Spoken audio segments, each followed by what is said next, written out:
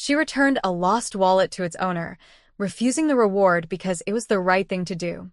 What she didn't know, the man standing before her was a ruthless mafia boss. And her simple act of honesty had just changed both their lives forever. The morning rush at Miller's cafe had finally died down, leaving Rachel with a mess of empty coffee cups and crumpled napkins scattered across mismatched tables. She wiped down the counter with mechanical efficiency, her mind already calculating whether today's earnings would cover both the electric bill and her son's field trip money. It couldn't cover both. It never did. Mom. I can't find my science project.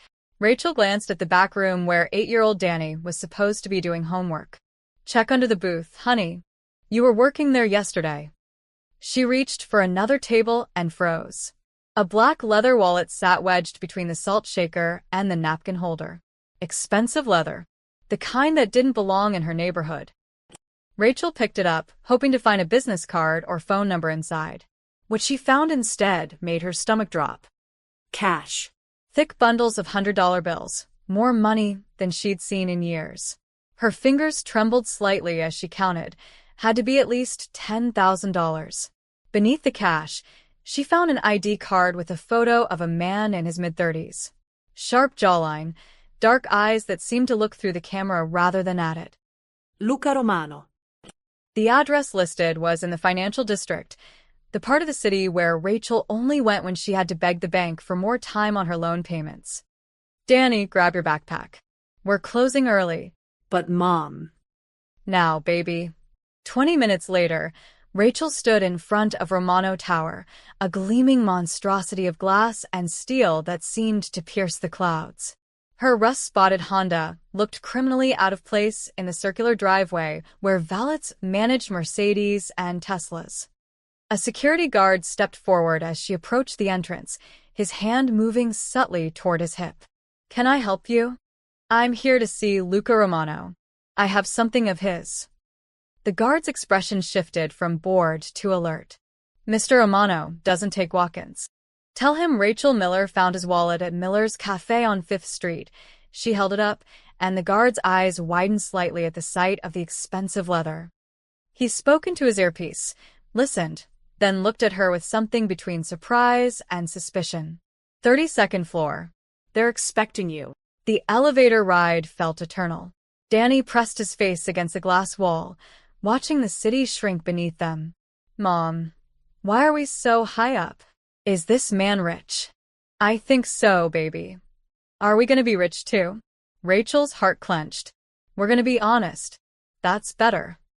The elevator doors opened directly into a reception area that screamed wealth, marble floors, abstract art that probably cost more than her cafe, and a receptionist whose suit likely matched Rachel's monthly rent. Ms. Miller? This way, please. She followed the woman down a hallway lined with floor-to-ceiling windows. The city sprawled below like a toy model, and Rachel suddenly felt very small, very out of place, and very aware of the coffee stain on her shirt sleeve. The receptionist opened a door to an office that was less a room and more a statement. Behind a massive desk sat the man from the ID photo, though the picture hadn't captured the intensity of his presence. Luca Romano looked up from a stack of papers, and Rachel felt the weight of his gaze like a physical thing. Ms. Miller, his voice was smooth, controlled. Not warm, but not cold either. Carefully neutral. Apparently, you have something that belongs to me. Rachel stepped forward and placed the wallet on his desk. You left it at my cafe this morning. I wanted to return it. Luca picked up the wallet, checking its contents with practiced efficiency. Something flickered across his face. Surprise, maybe, or suspicion. Everything's here. Of course it is. He studied her for a long moment, and Rachel forced herself not to look away. She'd learned years ago that looking away meant weakness, and weak people got stepped on. Most people would have kept the cash, Luca said finally. Called it a finder's fee. I'm not most people. And it's not my money. Refreshingly honest, he opened a drawer and pulled out a stack of bills, counting out what looked like $2,000. For your trouble. Rachel's hand twitched. God, she needed that money. The cafe was hemorrhaging cash, Danny needed new shoes, and her landlord had already called twice this month. But something in Luca Romano's expression told her that taking it would change something fundamental about this interaction. "I didn't return it for reward," she said quietly. "I returned it because it was the right thing to do." Luca's eyebrows rose slightly. The right thing? Yeah. Novel concept, I know. She took Danny's hand. "Come on, baby. We need to get you to school." "Wait." Rachel turned back. Luca was standing now, and she realized he was taller than she'd thought. He moved around the desk with the fluid grace of someone completely comfortable in his own skin, someone used to commanding rooms and people. "What's your cafe called?" "Miller's. On 5th Street. Like I told your security guard." "I'll remember that." He extended his hand. "Thank you, Ms. Miller. It's been educational." His handshake was firm, warm, and over before Rachel could analyze it. She nodded and left, very aware that something had just happened, something she didn't fully understand. In the elevator, Danny tugged her sleeve. "Mom, why didn't you take the money?" "We need money." Rachel knelt down to his level. "Because, baby, some things are more important than money. Like being able to look at yourself in the mirror." "I don't get it." "You will someday." As they drove away from Romano Tower, Rachel glanced in her rearview mirror at the gleaming building. She didn't know that Luca Romano was still standing at his window, watching her battered Honda disappear into traffic. She didn't know that he'd already made a phone call, his voice quiet and thoughtful. Find out everything about Rachel Miller. Everything. And she definitely didn't know that her simple act of honesty had just set off a chain of events that would change both their lives forever. Luca Romano stood at his penthouse window, a glass of 50-year-old scotch untouched in his hand. Below, the city glittered like scattered diamonds, each light representing someone's life, someone's struggle, someone's secret. He'd built his empire on understanding those secrets, exploiting them when necessary, burying them when convenient. But Rachel Miller had no secrets. That's what bothered him. His phone buzzed. "Talk to me, Vincent." His lieutenant's voice crackled through. "Got the report on the cafe owner. And She's clean, boss. I mean spotless. Rachel and Miller, 32 years old. Widowed 3 years ago. Husband died in a construction accident. No life insurance, he wasn't union.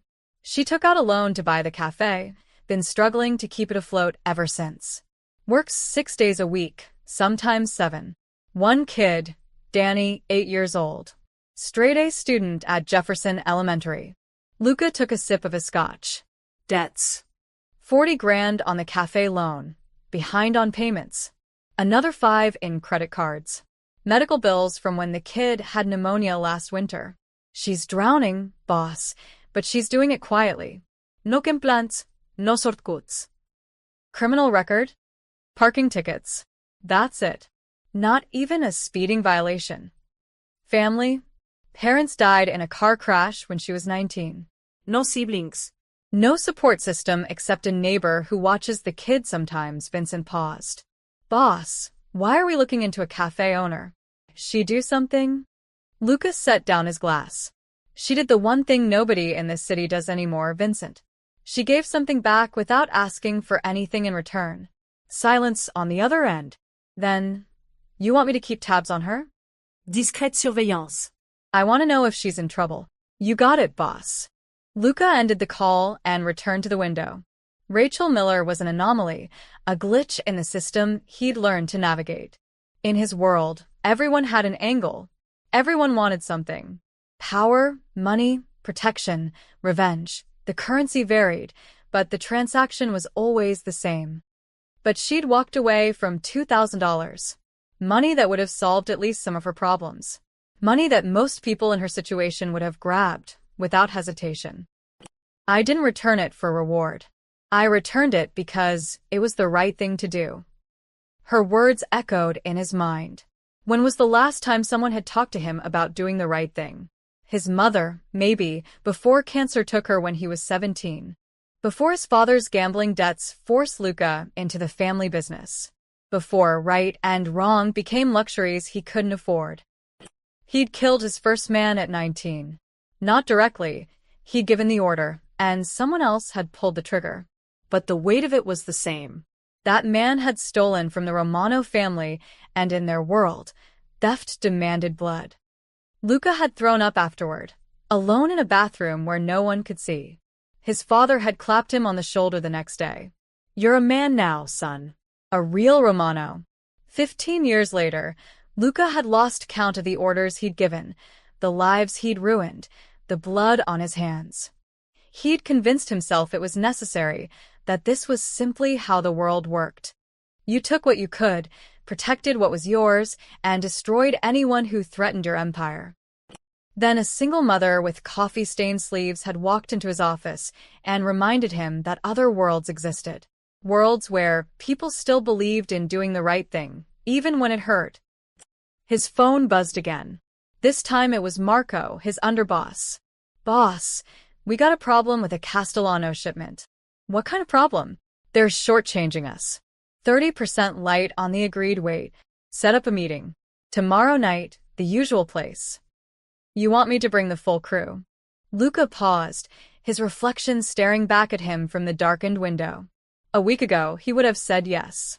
Would have made an example of the Castellanos, reminded everyone in the 5 boroughs that you didn't cheat the Romano family. No. Just you and Vincent. We'll talk first. Talk. Marco's surprise was evident. "Boss, they disrespected us. If we don't respond." "We'll talk first," Luca repeated, his voice hardening. "That's the order." He ended the call before Marco could argue further. His men would question this decision. Some would see it as weakness. In his world, weakness was fatal. But something had shifted when Rachel Miller walked out of his office. She looked at him like he was just a man, not a monster. Like doing the right thing was still possible, even for someone like him. Luca returned to his desk and pulled open a drawer. Rachel's refused reward sat inside, $2,000 in crisp bills. He'd put it there after she left, unable to quite process what had happened. An honest woman in this city, he murmured to himself. Maybe the only one left. His computer screen showed the surveillance feed Vincent had already set up. Rachel's Cafe, a modest storefront wedged between a laundromat and a phone repair shop. Through the window, he could see her wiping down tables, that same mechanical efficiency from this morning. She looked tired. She looked like she was carrying the weight of the world on her shoulders. She looked real. And for the first time in 15 years, Luca Romano wondered if he remembered how to be real too. He picked up his phone one more time. "Vincent, what time does Miller's Cafe open?" 7 a.m., boss. "Clear my morning schedule. I'm going out." "Where to?" Luca smiled slightly. "To get a cup of coffee." Rachel had just flipped the cafe sign to open when she noticed the man standing outside. He wore jeans and a dark Henley instead of the expensive suit from yesterday, but there was no mistaking those eyes. Luca Romano studied her cafe like he was memorizing every detail. The chipped paint on the window frame, the faded awning, the crooked Miller's sign that she kept meaning to fix. Her heart did an uncomfortable flip. Men like him didn't come to neighborhoods like this without a reason, and reasons usually meant trouble. The bell chimed as he entered. "Good morning, Ms. Miller." "Mr. Romano." Rachel wiped her hands on her apron, forcing her voice to stay steady. "This is a surprise. I was in the area. Thought I'd try your coffee." He slid onto a stool at the counter, moving with that same fluid grace from yesterday. Without the suit and the office, he looked younger, more human. It made him somehow more intimidating. "Just coffee. Black." No sugar. "Of course." Rachel poured from the fresh pot, hyper-aware of her hands, of the ancient coffee maker that wheezed and sputtered, of the cracked tile behind the counter that she'd been meaning to replace for 6 months. Everything about her cafe suddenly felt shabby, exposed under his quiet scrutiny. She set the cup in front of him. $2.50. Luca wrapped his hands around the mug, and Rachel noticed his knuckles, scarred, like he'd spent years hitting things. Or people. He took a sip, and something shifted in his expression. Surprise, maybe. "This is good. Don't sound so shocked." a hint of a smile. I've had a lot of bad coffee. Well, coffee's the one thing I don't cut corners on. Rachel grabbed a cloth and started wiping down the already clean counter, needing something to do with her hands. Even when I probably should. The morning quiet settled between them, broken only by the hiss of the coffee maker and distant traffic. Rachel could feel him watching her, not threatening, exactly, but intense. Like he was trying to solve a puzzle she didn't know she represented. The bell chimed again. Mrs. Chen shuffled in, her usual Tuesday morning routine. Rachel, dear. My regular, please. Coming right up, Mrs. Chen. Rachel moved into the familiar rhythm of work, coffee with cream and 2 sugars, a blueberry muffin warmed for exactly 20 seconds. Mrs. Chen settled at her favorite table by the window, pulling out her crossword puzzle. You know all your customers, Luca observed. It's a small place. You get to know people. Rachel rang up the order, then started prepping for the breakfast rush that would begin in about 20 minutes.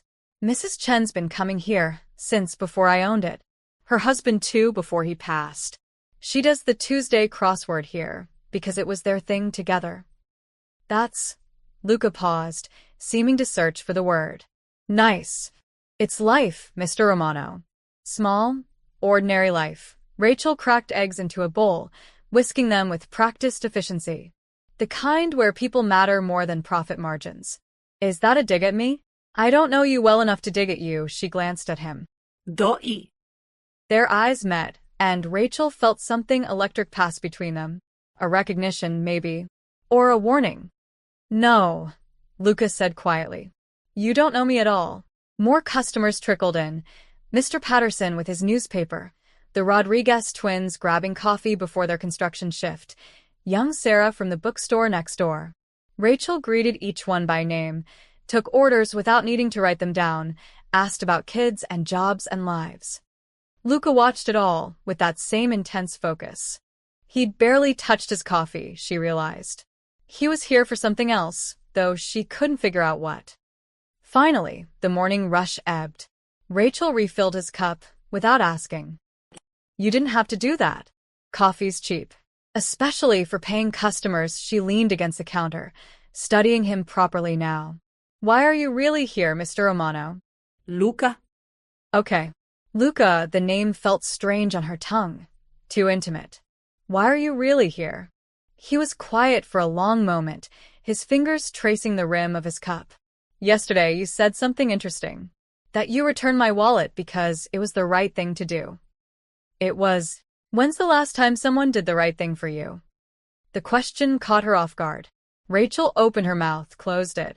Images flashed through her mind. Danny's father's funeral. The loan officer who'd taken a chance on her. Mrs. Chun who always left an extra dollar tip she couldn't afford. People do good things every day, she said finally. You just have to look for them. I haven't seen much good. Not in my world. Then maybe you're looking in the wrong places. Luca laughed, a short, sharp sound without much humor. You have no idea what kind of places I look. You're right. I don't. Rachel crossed her arms. And I'm guessing I don't want to know. Probably not. The silence that followed felt heavier than before. Rachel should have been intimidated. This man clearly operated in circles she couldn't imagine, wielded power she couldn't comprehend. But something in his eyes looked almost lost. Like he'd wandered so far into darkness that he'd forgotten what light looked like. Look, she said gently. I'm glad you like the coffee. But if you came here looking for some kind of absolution or inspiration or whatever, I'm just a woman trying to keep her cafe open and her kid fed. I'm not a saint. I'm not special. I'm just real, Luca finished. You're real. Before Rachel could respond, he stood and pulled out his wallet. He placed a $50 bill on the counter. That's too much. Consider it a tip. For the coffee. And the conversation. He walked toward the door, then paused. Your son. Danny. He's a good kid? Rachel's protective instincts flared. How do you know my son's name? You mentioned him yesterday. Luca's expression was unreadable. He's lucky to have a mother like you. Then he was gone, the bell chiming his exit. Rachel stared at the $50 bill, her heart pounding. She should have been relieved.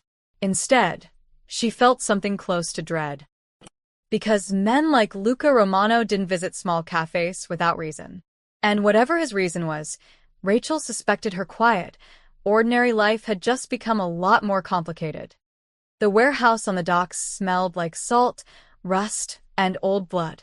Luca stood in the center of the cavernous space, hands in his pockets, watching two of his enforcers drag a man named Tony Castellano to his knees. Tony's face was already swelling, one eye nearly shut. "Boss," Vincent said quietly beside him. He skimmed 30 grand from the shipment. Split it with his cousin. We got the cousin in the car outside. Marco cracked his knuckles, eager. Want me to make an example? Send the bodies to his uncle as a message. Luca looked at Tony, who was crying now, begging. The old Luca, the one from last week, would have nodded. Would have let Marco do what Marco did best. Would have reminded everyone in the 5 boroughs that stealing from the Romano family meant death. But he kept hearing Rachel's voice. People do good things every day. You just have to look for them. How old are you, Tony? Luca asked. Tony blinked through his tears. T23, Mr. Romano. You got family? Besides your idiot cousin? A sister. She's got MS. Can't work. The medical bills are killing us, and I thought. You thought stealing from me was smarter than asking for help. I'm sorry. Please, Mr. Romano. Please. I'll pay it back. Every cent. Just don't. Luca held up a hand. The warehouse went silent. Even the distant sound of water lapping against the docks seemed to hold its breath. Here's what's going to happen, Luca said, his voice carrying through the space. You're going to pay back what you stole. 50% of your cut every week until the debt's clear. You're also going to give me the name of the clinic treating your sister. Tony's face twisted in confusion. What? The clinic? Where is it? St. Mary's. On Lexington. But I don't. I'll make sure her bills are covered. Consider it a loan. You'll pay that back too, but interest-free. Take you about 3 years if you're smart with money. Luca stepped closer. But if you ever steal from me again, Tony, I won't be this generous. Understand? Tony nodded frantically, unable to speak. Get him out of here, Luca told Vincent. And get his sister's account information. I want those medical bills handled by tomorrow. Marco stepped forward after Tony was dragged away, his face a mask of disbelief. Boss, what the hell is that? That was business. That was soft. Marco's voice rose. 3 years? You should've. I should've what, Marco? Luca's tone dropped to something dangerous. Killed a 23-year-old kid because he was desperate? Put a bullet in him because he loves his sister? Yes. That's how this works. That's how it's always worked. You show mercy and everyone thinks they can steal from us. Or, Luca said quietly, they learn that loyalty is earned, not beaten into people. Marco stared at him like he'd grown a second head. You've changed. Ever since that cafe woman. Careful, Marco. The warning in Luca's voice was clear. Marco backed down, but the damage was done. The seed was planted. Vincent waited until Marco stormed off before speaking. He's not wrong, boss. The men are talking. They're saying you've gone soft. Let them talk. Luca, Vincent rarely used his first name. When he did, it meant something serious. This world doesn't forgive weakness. You know that better than anyone. Your own father. My father died in a pool of his own blood because he thought violence solved everything. Luca's jaw tightened. I watched the Moretti family put 3 bullets in him over a perceived insult. Over words, Vincent. Is that the legacy I want? It's the legacy you inherited. Then maybe it's time to write a new one? Vincent studied him for a long moment. This woman, Rachel, she really got to you, didn't she? Luca thought about the cafe that morning. The way Rachel had moved through her small world with purpose and grace. The way she knew every customer's name, their stories, their struggles. The way she'd looked at him, not with fear or calculation, but with honest curiosity. She reminded me that other ways of living exist, Lucas said finally. Ways that don't involve warehouses and blood and bodies. You can't just walk away from this life. You know that. I'm not walking away. I'm changing the rules. The other families won't accept that. Then they'll have to adjust. That evening, Luca called a meeting with his capos, the 5 men who ran his operations across the city. They gathered in his office, confusion evident on their faces. Emergency meetings usually meant war or expansion. This felt like neither. Gentlemen, Luca began, standing at the window overlooking the city. We're making some changes to how we operate. What kind of changes? Asked Sal Benedetti, his oldest capo. We're reducing our footprint in certain volatile enterprises. I want a full audit of our loan sharking operations. Anyone we've been bleeding dry, I want realistic payment plans drawn up. Anyone who can't pay, we write it off. Stunned silence. Boss, Sal said carefully. That's millions of dollars. It's pocket change compared to our legitimate holdings. Which brings me to point 2. I want our legal operations expanded. Construction, shipping, real estate. We're going to shift focus. You're talking about going straight? Marco laughed bitterly from his corner. We're the Romano family. This is what we do. This is what we did, Luca corrected. Times change. We change with them or we die. The other families can do what they want. We're charting a new course, Luca turned to face them. I'm not asking for opinions. I'm telling you how it's going to be. Anyone who doesn't like it can leave. No hard feelings. No one moved, but Luca could see the doubt in their eyes. The resistance. Change never came easy, especially not in a world built on tradition and blood.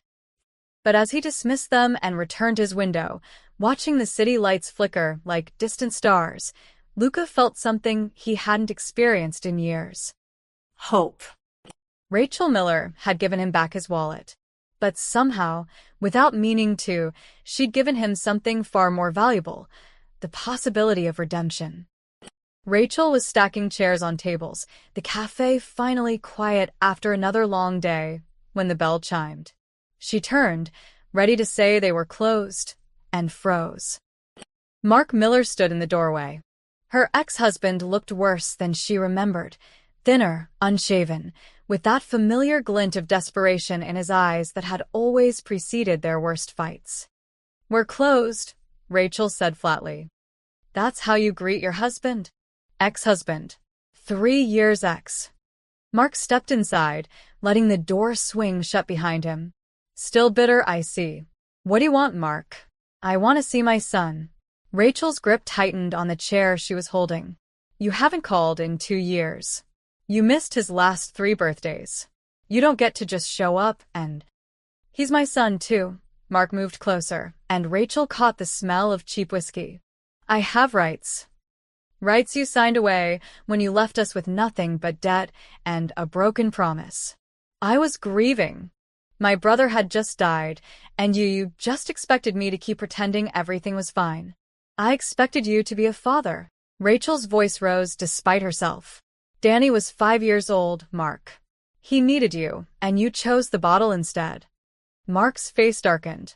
Yeah, well, maybe I've changed. Maybe I'm ready to step up now. Now? Now that he's 8 and doesn't even remember what you look like. Rachel set down the chair, crossing her arms. Where is this coming from? I've been thinking. A boy needs his father. And honestly, Rachel, look at this place, he gestured around the cafe with contempt. You're barely keeping it together. Working yourself to death. Danny deserves better.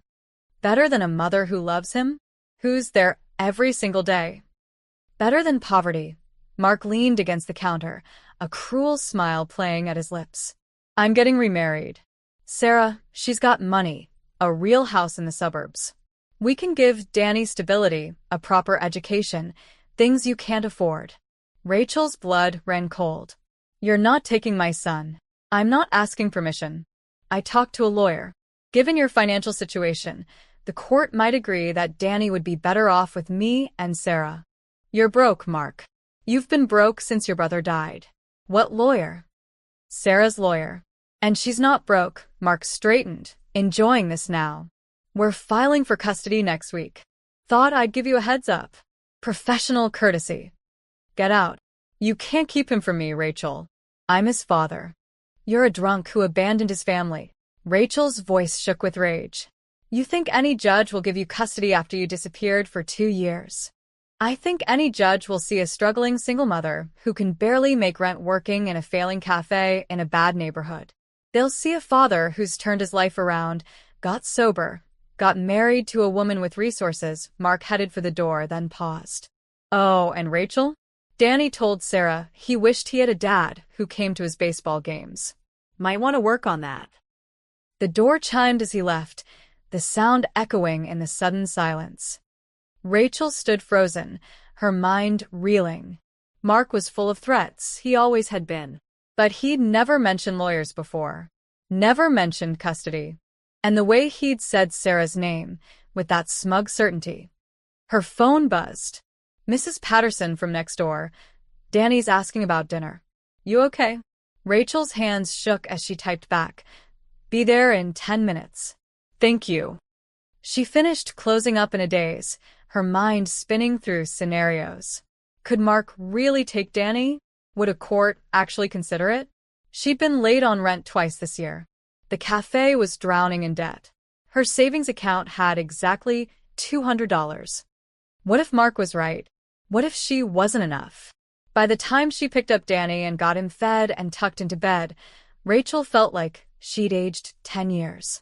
She sat at their tiny kitchen table, staring at her laptop, Googling family law attorneys she couldn't afford.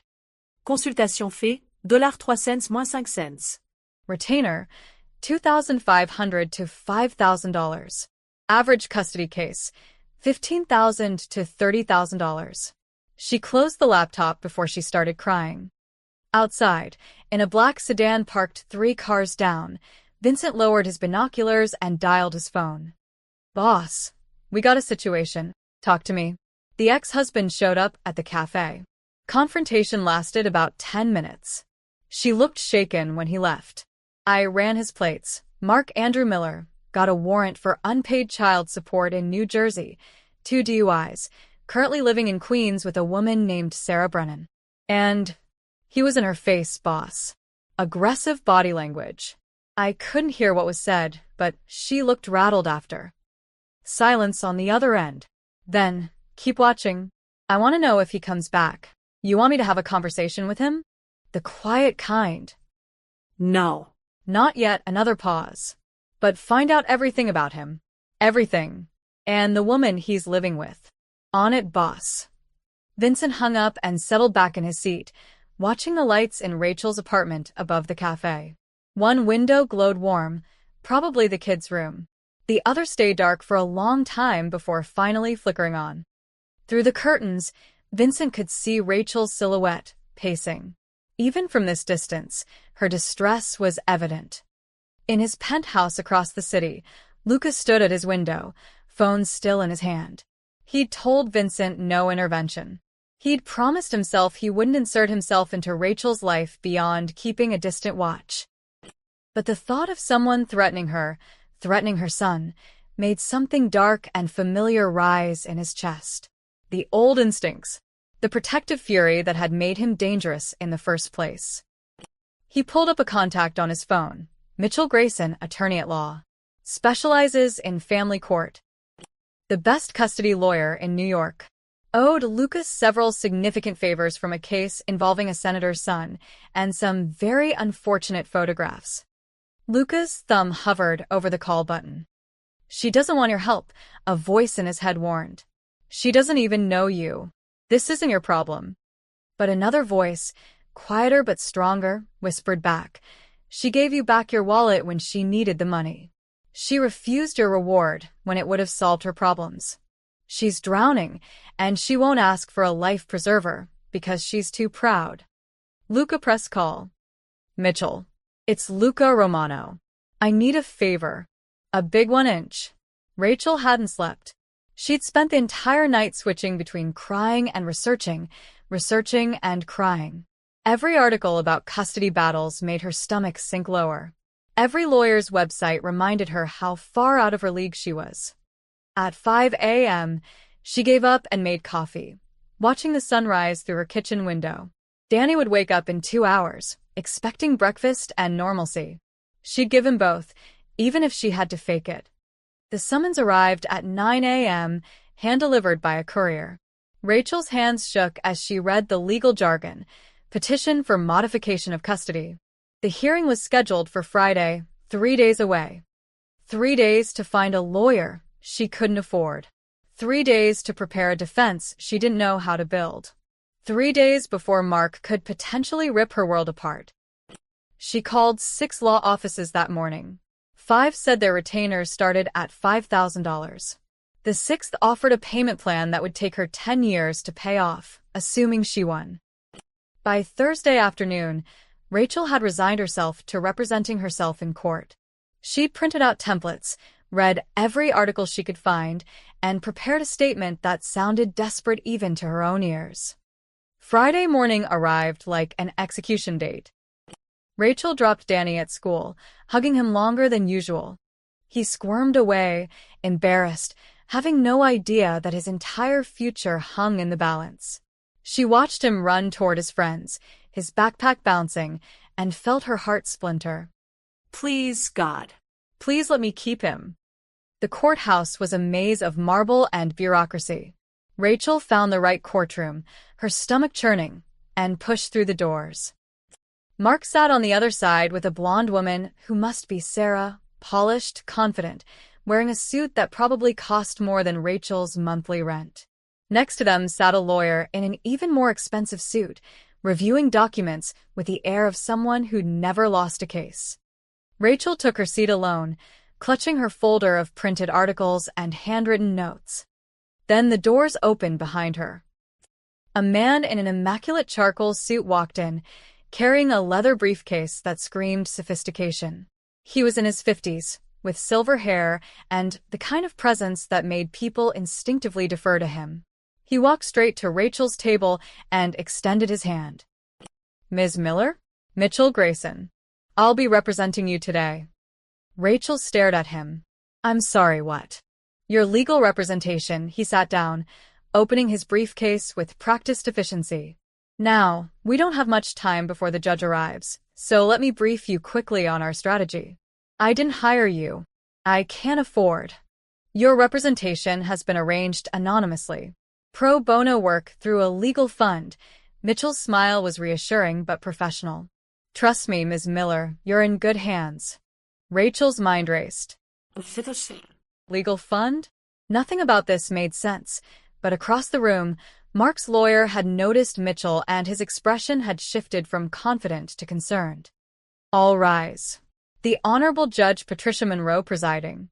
The hearing began, and Rachel quickly realized she was watching a master at work. Mark's lawyer opened with their argument. Rachel's financial instability, her long work hours, the struggling cafe in a questionable neighborhood. He painted a picture of Danny living in poverty while Mark and Sarah could offer private schools, a big house, summer camps. Then Mitchell Grayson stood. Your Honor, opposing counsel paints an interesting picture. Let's examine it more closely. He pulled out a document. Mark Miller has 3 outstanding warrants for unpaid child support in New Jersey, totaling $18,000. He hasn't contributed a single dollar to his son's welfare in 3 years. Mark's lawyer jumped up. Your Honor, my client was dealing with grief that included 2 DUI arrests. Mitchell continued smoothly, one of which occurred while his son was still an infant. He turned to Mark. Mr. Miller, where were you on Danny's 6th birthday? I don't. Let me help. According to these phone records, you were in Atlantic City, at a casino, where you lost $7,000. Mitchell placed the records in front of the judge. His 7th birthday? Miami. 8th birthday? You sent a text message. Would you like me to read it to the court? Mark's face had gone pale. Sarah's hand clutched his arm, her confident smile cracking. Now, regarding Ms. Miller, Mitchell's voice softened. She works 60 hours a week to keep her small business afloat. She's never missed a parent-teacher conference. Never missed a doctor's appointment. Her son is an A student who describes his mother as the best person in the world. That's from his school essay, which I've submitted as evidence. He turned to face Mark and Sarah directly. Miss Brennan, you're engaged to Mr. Miller, correct? Sarah nodded stiffly. Have you met Danny? Once. Briefly. Once. And, Mr. Miller, how many of Danny's baseball games have you attended? I've been busy. 0. The answer is 0. Mitchell turned back to the judge. Your Honor, this isn't about providing a better life. This is about a father who abandoned his son, attempting to assuage his guilt by disrupting a stable, loving home. The judge reviewed the documents, her expression unreadable. Finally, she looked at Mark. Mr. Miller, these are serious allegations. The unpaid child support alone is concerning. Your Honor, I can explain. I'm sure you can. But not today. She closed the folder. Petition denied. Primary custody remains with Ms. Rachel Miller. Mr. Miller, you may petition for supervised visitation once you've addressed these outstanding warrants and completed a substance abuse evaluation. The gavel fell. Rachel sat frozen, unable to process what had just happened. Mark stormed out, Sarah trailing behind him. His lawyer gathered his papers with barely concealed irritation. Mitchell Grayson turned to her with a warm smile. Congratulations, Ms. Miller. I don't understand. Who paid for this? Who? Rachel's eyes widened. Luca Romano. Mitchell's expression remained perfectly neutral. As I said, anonymous donor. Legal fund. Mr. Grayson, please. I need to know. What you need to know, Mitchell said gently, packing his briefcase, is that you won. Your son is safe. Someone believes you deserved a fair fight. Does the rest really matter? He handed her his card. If Mr. Miller causes any more trouble, call me directly. Then he was gone, leaving Rachel alone in the emptying courtroom, her hands shaking with relief and confusion, and something that felt dangerously close to gratitude for a man she barely knew. Rachel stood outside Romano Tower for the second time in 2 weeks, but this visit felt completely different. Last time, she'd been returning something. This time, she was demanding answers. The same security guard from before recognized her immediately. Ms. Miller. Should I announce you? Tell him Rachel Miller is here, and she's not leaving until she talks to him. 5 minutes later, she was in the elevator, rising toward the 30th floor with her heart pounding. Anger and gratitude warred inside her chest, neither one winning. Luca was standing at his window when she entered, hands in his pockets, looking out at the city like he owned it, which she was beginning to suspect he partially did. Ms. Miller, he turned, unsurprised. I was wondering when you'd come. It was you. The lawyer. I don't know what you're talking about. Don't. Rachel's voice was sharp. Don't lie to me. Mitchell Grayson doesn't take pro bono cases. He's one of the most expensive attorneys in New York. And somehow he shows up to represent a broke cafe owner he's never met. Luca studied her for a moment, then gestured to a chair. See. I'll stand. Rachel. How did you know? About Mark, about the custody hearing? Her voice rose. Have you been watching me? The silence that followed was answer enough. Oh my God, Rachel's anger crystallized into something colder. You've been spying on me. Since I returned your wallet, you've had people watching me. Protecting you. I didn't ask for protection. I didn't ask for any of this. She stepped closer. Do you have any idea how violated I feel right now? How wrong this is? You were in trouble. So, you decided to play God? Swoop in and fix my problems without asking? Rachel's hands clenched. I'm not some damsel in distress who needs rescuing, Mr. Romano. I'm a grown woman who can fight her own battles. Could you have afforded Mitchell Grayson? The question hung in the air, brutal in its honesty. That's not the point, Rachel said quietly. That's exactly the point. Your ex-husband was going to take your son because he had money and resources, and you had nothing but love. Tell me that's justice. It's life. And life isn't fair, but that doesn't give you the right to... She stopped, fighting back frustrated tears. Why? Why do you even care?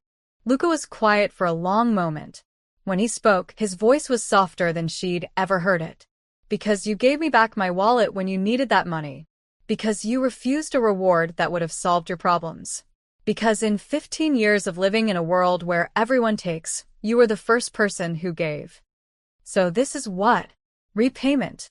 No. This is me trying to remember what it's like to do the right thing. He moved closer, and Rachel fought the urge to step back. You said people do good things every day. That I just need to look for them. Well, I looked. And I found you drowning, and I threw you a life preserver. I'm not sorry for that. Rachel closed her eyes, exhausted. You can't just fix people's lives without permission. I know. And I'm sorry for the surveillance. I'll stop, he paused. But I'm not sorry you kept your son. Despite everything, Rachel felt tears slip down her cheeks. The relief of winning, the violation of being watched, the confusion of owing a debt to a man she didn't understand. It all crashed over her at once. I don't know if I should thank you or slap you, she admitted. Both seem reasonable. A surprised laugh escaped her. She wiped her eyes, suddenly aware of how she must look, running on no sleep, wearing her cafe uniform, crying in a penthouse office. There's something else, Lucas said. He returned to his desk, pulling out a folder. You're good with numbers. I've seen how you manage your cafe, the inventory tracking, the budget management. You're keeping a failing business afloat through pure financial efficiency. Where is this going? I need someone honest to handle my accounts. My books, he set the folder in front of her. Someone who isn't afraid to tell me when something doesn't add up. Rachel opened it, scanning the numbers. Her eyes widened. This is a lot of money. Romano Holdings has diverse interests. Construction, shipping, real estate development. He watched her reaction carefully. Some of those interests exist in legal gray areas. I'm trying to change that, but I need someone I can trust to help me sort through it. You barely know me. I know you returned $10,000 when you were behind on your rent. I know you refused a $2,000 tip. I know you fought for your son, even when you thought you'd lose. Luca leaned against his desk. Trust has to start somewhere. Rachel stared at the numbers, her mind racing. The salary listed would change her life, pay off the cafe's debts, give Danny everything he needed, let her breathe for the first time in 3 years. But she'd heard the rumors about Luca Romano, seen the way people moved out of his way, the respect that looked more like fear. She wasn't naive enough to think all his money came from construction and real estate. I can't be part of anything illegal, she said firmly.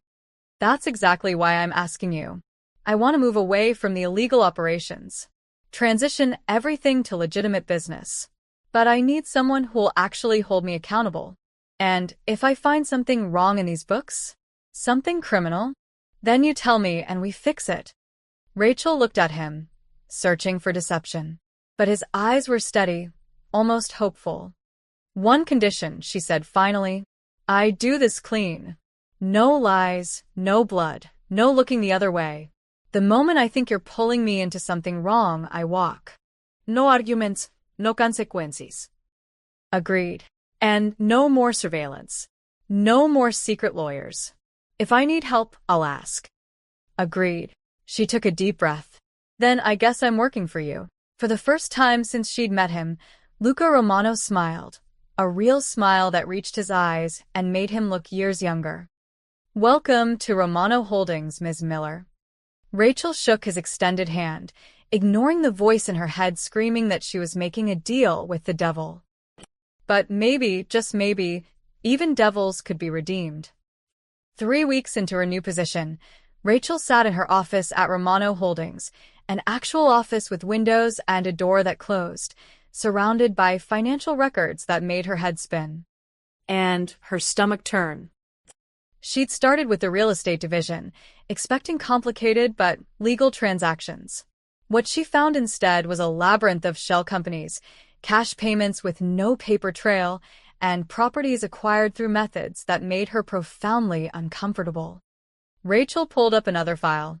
A construction contract with the city, won through a bid that had somehow eliminated all other competitors. She cross-referenced the dates with campaign donations and felt her suspicions solidify into certainty. Find something interesting? She jumped. Luca stood in her doorway, 2 coffee cups in hand.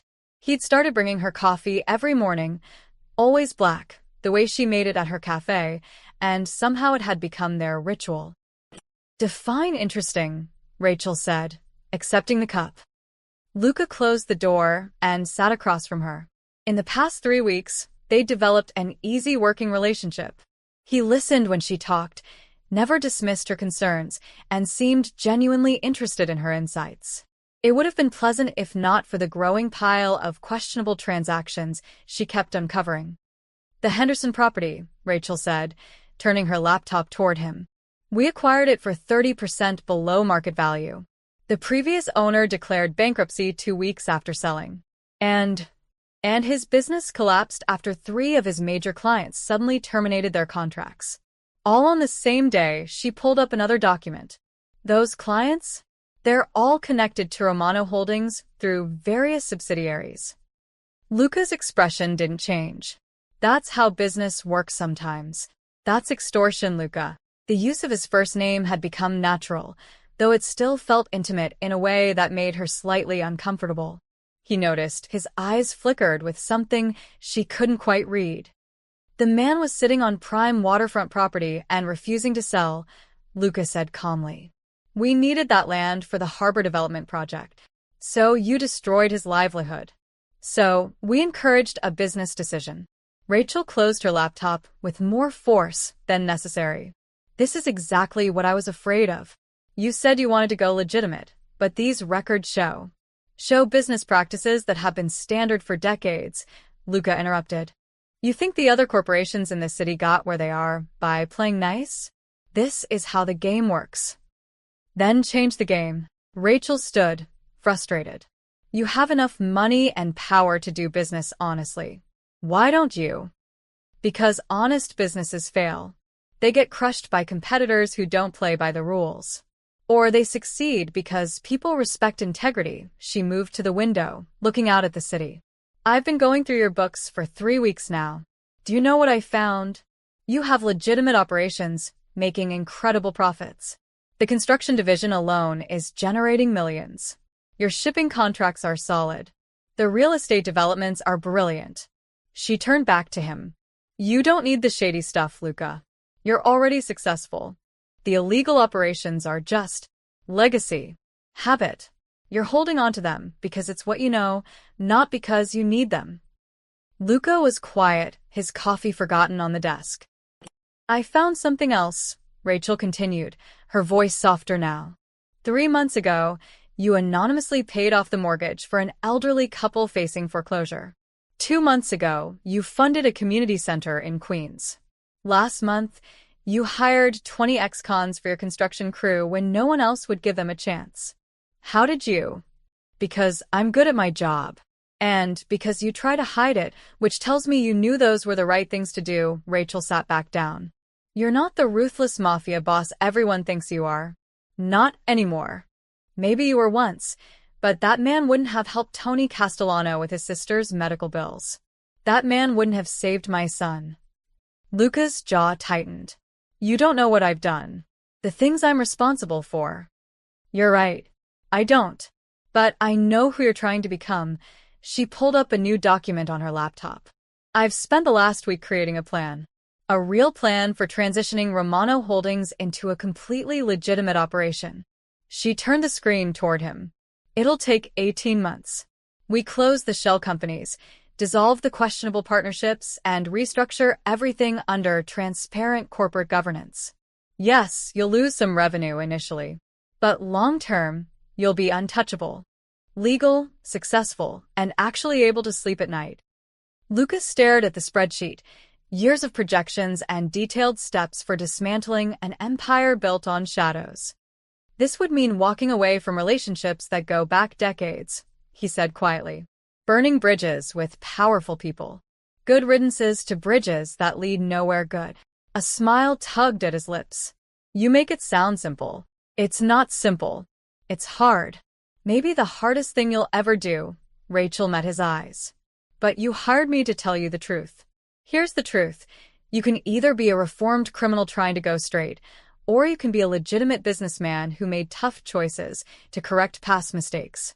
The first one always has a target on his back. The second one builds something that lasts. Luca stood, moving to the window beside her. For a long moment, they stood in silence, watching the city spread out below them. My father used to say that men like us don't get redemption, Luca said finally. We just get older and meaner until someone puts a bullet in us. Your father was wrong. He usually was. Luca turned to her, and Rachel saw something vulnerable in his expression. If we do this, if we really commit to this plan, I'm going to lose people. Friends, associates, maybe even some family. But you'll keep yourself, Rachel said. Your integrity, your future. And you? If this blows up, you'll be caught in the crossfire. Then we better make sure it doesn't blow up. Luca laughed, a real, surprised laugh that transformed his entire face. How did you get so fearless? I'm not fearless. I'm terrified. But I raised a child alone for 3 years. Compared to that, restructuring a corporate empire seems almost manageable. He extended his hand. Partners? Rachel shook it, feeling the calluses on his palm, the strength in his grip. Partners. But I'm serious about the clean part, Luca. No more shortcuts. No more gray areas. No more gray areas, he agreed. As she returned to her desk, pulling up the restructuring plan, Rachel didn't see the way Luca watched her, with something that looked dangerously close to admiration. Or hope. Or something neither of them was quite ready to name. The call came at 2 a.m. Luca answered on the first ring, already knowing it meant trouble. Good news never arrived in the middle of the night. Boss, we got a problem. Vincent's voice was tight. The Moretti family just intercepted our shipment at the docks. Luca was out of bed instantly, pulling on clothes. What shipment? The construction materials for the harbor project. 20 tons of steel beams, cement equipment. They hit the convoy, send our drivers to the hospital. Nothing fatal, but they're sending a message. What message? They left a note. I'm texting you a photo now. Luca's phone buzzed. The message was scrawled on the side of one of his trucks in red spray paint. Get rid of the woman or lose everything. His blood turned to ice. Where's Rachel? Home. We've got eyes on her building. She's safe. Double the security. I want someone on her floor, someone in the parking lot, and someone watching the cafe. Now. Already done. Boss, the Morettis are serious. They're saying your cleaning lady is destroying the revenue streams. The loan operations you shut down, the gambling dens you closed, the protection rackets you dissolved, that was all shared territory. They're losing money because you're going legit. Luca grabbed his keys. I'm coming to the docks. There's more. It's not just the Morettis. I'm hearing rumbles from the Castellano family, the Russos, even some of our own people. They think you've gone soft. They're saying the cafe woman has you whipped. Let them say what they want. Luca, Vincent rarely used his first name. They're talking about moving against you. A vote of no confidence. They want to replace you with someone who'll run things the old way. Then they can try. 20 minutes later, Luca stood at the docks, surveying the damage.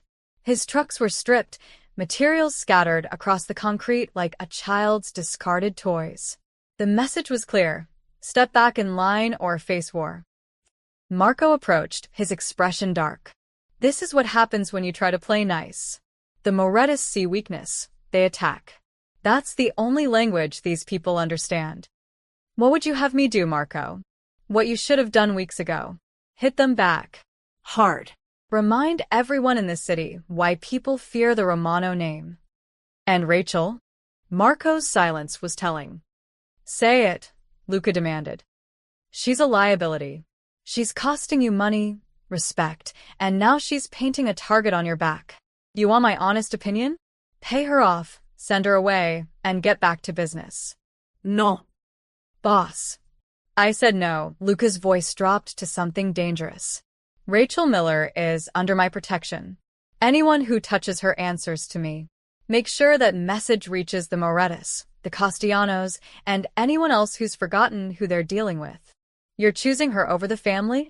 I'm choosing the future over the past. Luca turned to face his assembled men, capos, enforcers, soldiers who'd followed him for years. I'm done with the old ways. We're going legitimate, and anyone who doesn't like it can walk right now. No hard feelings. No one moved, but Luca could feel the resistance, the doubt radiating from them.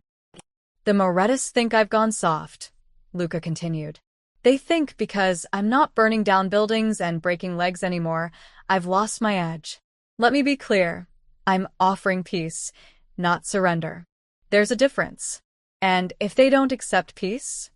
Vincent asked. Then we remind them why peace was a good idea. The meeting with the Morettas was arranged for the following night at a neutral location, an old restaurant that had served as a meeting ground for the 5 families for decades. Luca arrived with Vincent and Marco, leaving his other men outside as tradition demanded. Don Moretti sat at the head of the table, a man in his 60s with cold eyes and colder hands. His 2 sons flanked him, both eager for violence.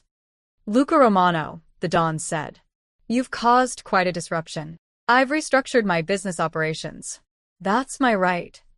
Your restructuring is costing the rest of us millions. The loan operations brought steady income. The gambling and protection, those were shared territories. You don't get to just walk away. I just did. The younger son, Tony Moretti, slammed his hand on the table. You're destroying the infrastructure our fathers built. And for what? Some woman. Careful, Luca said softly. Everyone knows she's got you wrapped around her finger. The great Luca Romano, brought to his knees by a cafe owner, Tony leaned forward. Get rid of her, go back to business as usual, and we forget the disrespect. Or we remove the problem ourselves. The threat hung in the air like gun smoke. Luca stood slowly, his chair scraping against the floor. When he spoke, his voice carried the weight of every violent year that had built his reputation. Let me make this perfectly clear. Rachel Miller is off limits. Her son is off limits. Her cafe is off limits. Anyone who touches her, looks at her wrong, or even drives past her building with ill intent will answer to me personally. He placed both hands on the table, leaning toward the Morettas. And I promise you, the man you knew, the one who built this empire on fear and blood, he's not gone. He's just trying to be better. But if you force my hand, I will burn every bridge in the city. I will dismantle your operations piece by piece. I will make you wish you'd accepted my peace. Don Moretti's eyes narrowed. You threaten the 5 families over one woman. No. I'm drawing a line in the sand over principle. The old ways are dying. I'm offering a path forward. But if you want war instead, Luca straightened. I've never lost a war. There's always a first time. Then I guess we'll find out. Luca headed for the door, then paused.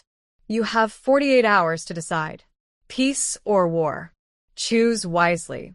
As they left the restaurant, Marco muttered, You just declared war on the 5 families. No, Luca corrected. I offered peace. They're the ones choosing war. Vincent pulled up the car. What now? Luca checked his phone. A text from his security team. R. Miller safe. No movement near her location. Now we prepare. If they want the old Luca Romano, they're about to remember why that's a bad idea. Rachel locked the cafe's front door, exhaustion settling into her bones. It had been a brutal day.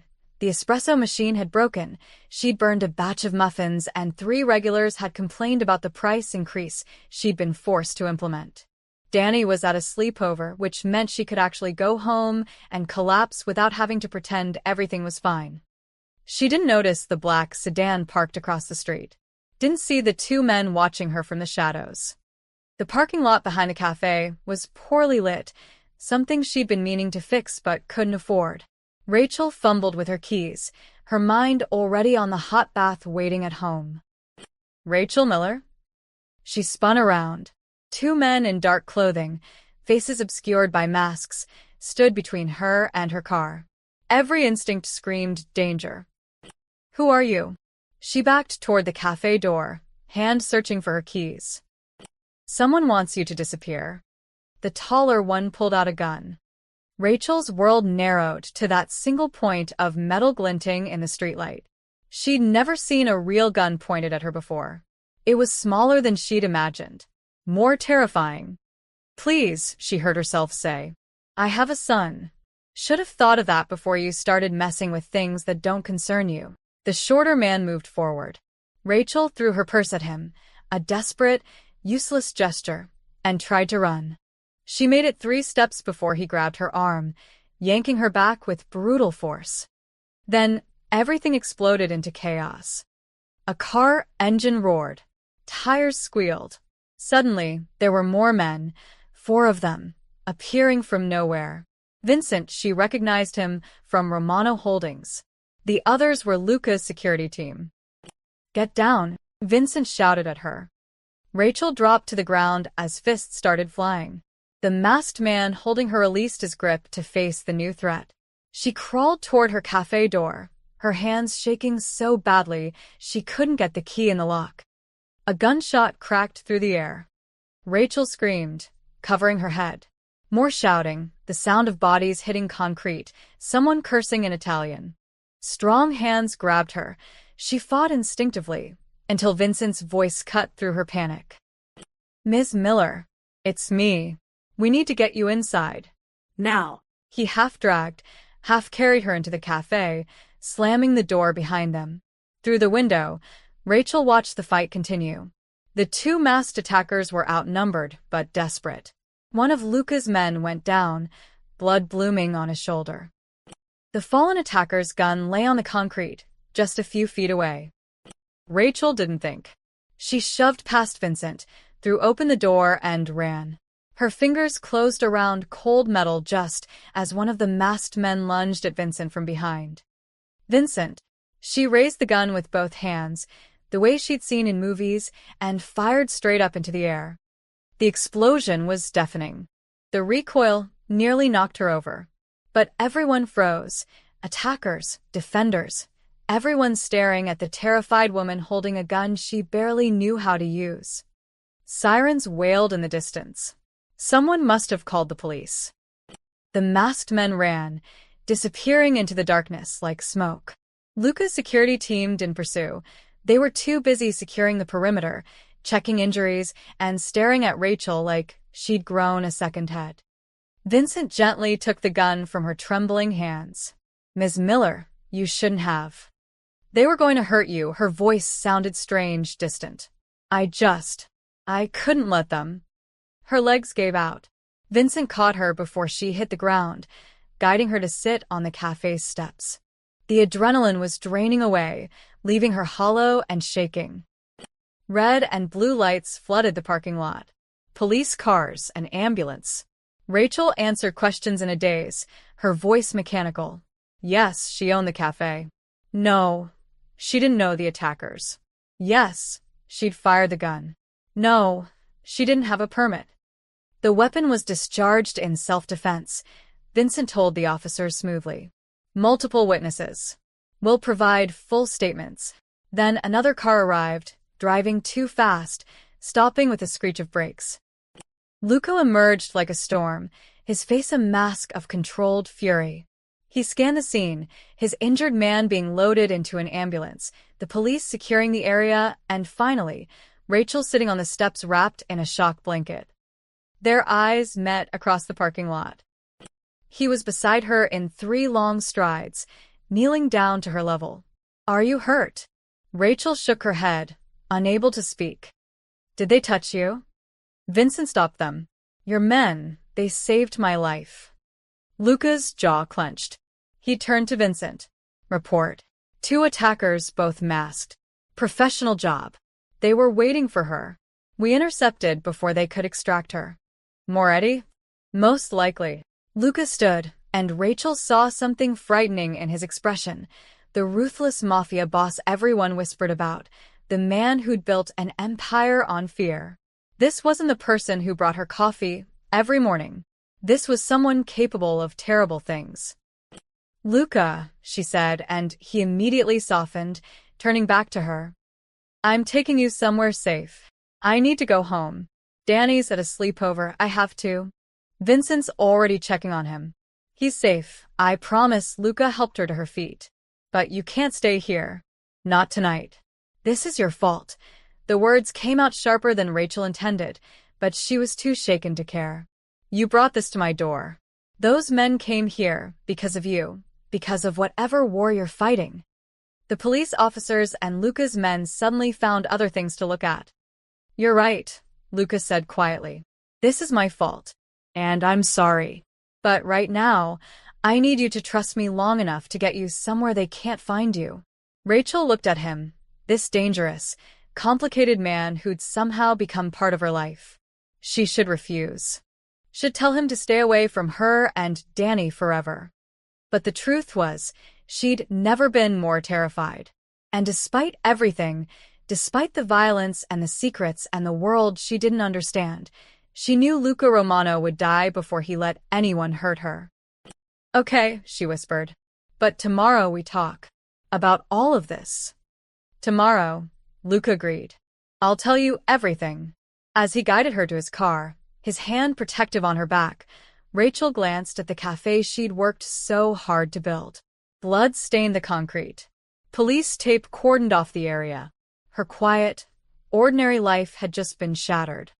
And somewhere in the city, people were deciding whether she lived or died. Rachel didn't sleep. She'd spent the night in one of Luca's safe houses, a sleek apartment in a building with more security than a bank, staring at the ceiling and replaying the moment a gun was pointed at her face. At 6 a.m., she'd had enough. She got dressed in the clothes Vincent had brought from her apartment, checked her phone for the 100th time to confirm Danny was safe, and walked into the living room where Luca sat nursing a cup of coffee, looking like he hadn't slept either. I want answers, Rachel said. All of them. No more half-truths or corporate euphemisms. Who were those men, and why did they try to kill me? Lucas set down his cup. The Moretti family. One of the 5 families that control organized crime in New York. They see your influence on me as a threat to their operations. My influence. You've been cleaning out the black money pipeline. Every shell company you close, every questionable deal you flag, every restructuring plan you implement, it costs them money. The families shared territories with us. When I started going legitimate, their revenue streams dried up. Rachel sank onto the couch. So, they decided to kill me. They decided to send a message. Remove the problem, and I'd fall back in line. And if they'd succeeded? If your men hadn't been there? Luca's expression darkened. Then I would have burned the city to the ground until I found everyone responsible. The certainty in his voice should have frightened her. Instead, it made something warm unfurl in her chest, a feeling she absolutely didn't want to examine. This has to stop, Rachel said. All of it. I can't live like this, Luca. I can't have Danny growing up watching his mother get escorted by armed guards. I can't jump at every shadow wondering if someone's going to. I know. So, what are you going to do? Go to war with these families? More violence, more blood? She stood, anger replacing fear. Is that your solution? What would you have me do? Luca rose to meet her. Walk away? Let them win? They tried to kill you, Rachel. They put a gun in your face.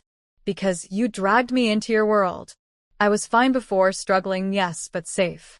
And now, her voice broke. Now my son could lose his mother, because I tried to help you become a better person. The words hit Luca like a physical blow.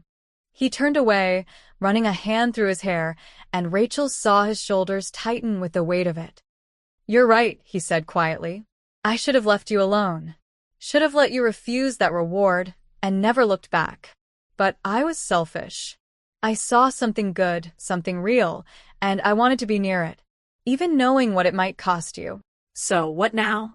You pay me off like Marco suggested and send me away. Lucas spun around. Is that what you want? Rachel opened her mouth to say yes, to tell him she wanted her old life back, her safety, her anonymity. But the words wouldn't come, because the truth was more complicated than that. In the past month, she'd felt more alive than she had in years. Working at Romano Holdings had challenged her in ways the cafe never could. Watching Luca change, seeing him choose mercy over violence, integrity over profit, it had made her believe that people could transform, that redemption was possible. And God help her, she'd started to care about him. Not just the reformed version he was trying to become, but all of him. The darkness and the light, the violence and the gentleness, the monster and the man. "I want you to stop this," she said finally. "Not by running away or paying people off. By actually committing to the change. No more halfway measures. No more foot in both worlds. Rachel, I've been going through your books for a month. I see the progress, but I also see you hedging your bets. Keeping connections to the old operations, maintaining relationships with people who want you to fail at going legitimate." She stepped closer. "If you walk away, if you really commit to building something clean, then everything you built crumbles. You said that yourself. Thousands of people lose their jobs. Then, what's the alternative? Build something better." Rachel's voice was fierce now. "You have the resources, the intelligence, the power. Use it to create legitimate businesses that actually help people. Employ ex-cons who need second chances. Invest in neighborhoods everyone else abandoned. Prove that you can be successful without the violence and crime. The families won't accept that. Then let them reject it. You don't need their acceptance. You need your own integrity." She grabbed his arm, forcing him to look at her. "The man who saved Tony Castellano's sister, who funded a community center, who gave me back my son, that's who you really are. But you keep one foot in the old world because you're afraid. Afraid that if you let go completely, you'll have nothing. What if I let go and they destroy everything? What if they come after you again? Or Danny, or... Then we fight them legally. We build something so solid, so legitimate, that they can't touch it without exposing themselves." Rachel's eyes blazed. "You told me once that your father said men, like you, don't get redemption. Prove him wrong. Be the man who walked away from the empire and built something that actually mattered." Lucas stared at her, something shifting behind his eyes. "If I do this, if I really burn it all down, I lose everything. Friends, family, the respect I spent 15 years building. But you keep yourself, your soul, your future." She softened her voice. "And maybe, just maybe, you get to be the kind of man who sleeps at night." The silence stretched between them, heavy with possibility and risk. Finally, Luca pulled out his phone. "Get me Marco, Vincent, and all the capos. Conference room. 1 hour." "What are you going to do?" "Something I should have done the moment you walked into my office." He met her eyes. "I'm going to choose a side." An hour later, Rachel watched through the glass wall as Luca faced his assembled lieutenants. She couldn't hear the words, but she could see the reactions: shock, anger, disbelief. Marco stood and shouted something. 2 other capos walked out. But Luca didn't waver. He stood straight, resolute, as he dismantled everything his father had built. When he emerged 30 minutes later, he looked exhausted but lighter somehow. Unburdened. "It's done," he said. "Romano Holdings goes clean. Anyone who disagreed." He gestured to the half-empty conference room. "They're gone. And the families? Let them come. We'll be ready. But we fight them in courtrooms now, not warehouses." Rachel took his hand, squeezing it. "This is the right choice." "I hope you're right," Luca said. "Because I just bet everything on you being right." Rachel walked through Romano Tower like she owned the place, which, in a way, she partially did. The restructuring had been brutal, exhausting, and occasionally terrifying, but they'd done it. Romano Holdings was clean. She carried a stack of quarterly reports that showed exactly how clean. Construction contracts secured through legitimate bids. Shipping operations fully transparent and federally compliant. Real estate developments that actually revitalized neighborhoods instead of exploiting them. The company had taken a financial hit initially, about 30% revenue loss, when they'd cut ties with the underworld.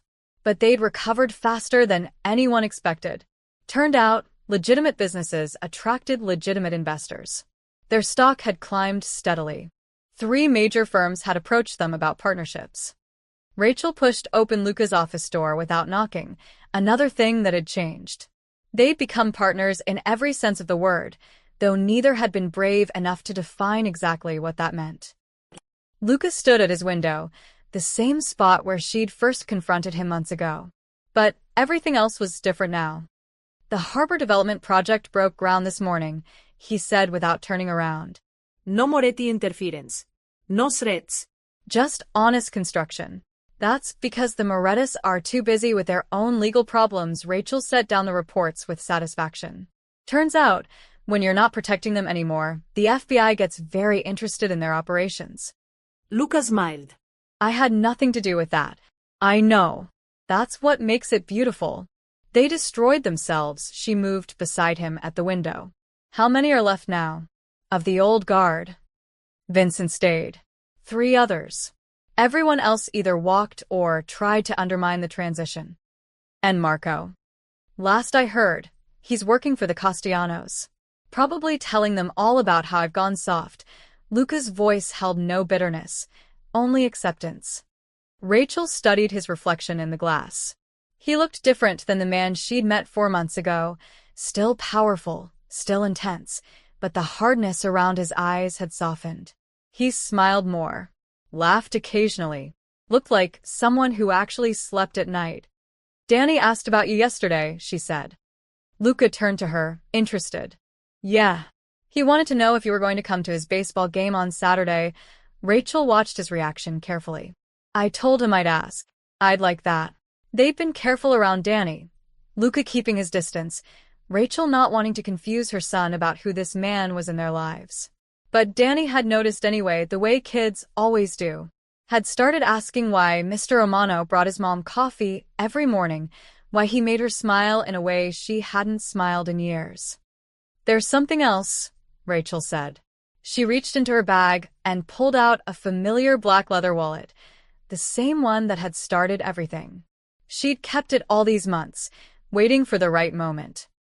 She placed it on his desk. Luca picked it up, confused. My wallet? I thought I'd lost this. You gave it to me, the day you hired me. Said I should hold on to it as collateral, to make sure you kept your promises. That wasn't exactly true, but Rachel had decided months ago that sometimes the story was more important than the facts.